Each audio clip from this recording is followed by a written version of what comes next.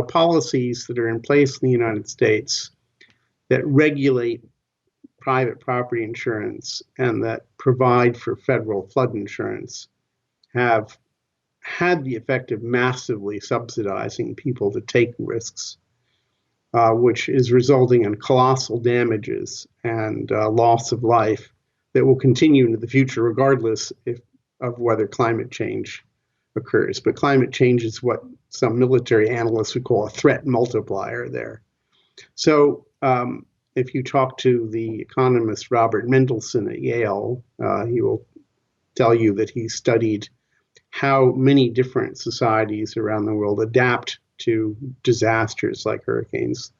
And the US is the only nation that exhibits what he calls negative adaptation, which is after the event has occurred and the dust has settled and things have been rebuilt, it's more vulnerable than it was before the disaster. We've got to fix that. And again, this is independent of climate change. Climate change is making this problem worse for sure, but we have to fix that anyway. Well, in a market economy like ours, risk is communicated through prices, and we're stopping that happening. So, if you go to a reputable insurance company and you say, I'd like to insure my flimsy condo down on Hatteras, they'll say, yeah, we'll do that, but it's going to cost you half the price of your house a year because the risk is so high. Well, of course, homeowners don't like that, so they go to their representatives in Congress or at the state level and say, this is a disaster, do something.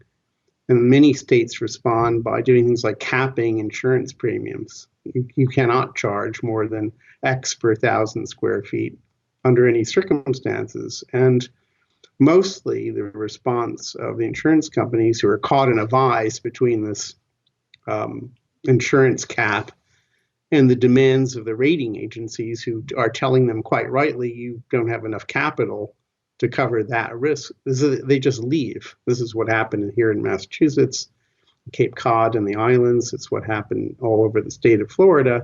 And then the state comes in usually with its own plan or insurance pool, which is again heavily subsidized. And in the end, it's people living in less risky places, typically inland, who are unwittingly subsidizing people living in more risky places. And in many cases, it's an up-income wealth transfer. People who are living, poor people who are living way inland are paying too much insurance premium to subsidize wealthy people living on the coast. So it's socially unjust as well. But the real catastrophe is it's encouraging lots of people to move to places where they shouldn't be, and then they die or they get injured. Or tragically, the wealthier people know to get out and have the means to do so. And the poor people who are there to service them are killed. This is what happened in Katrina.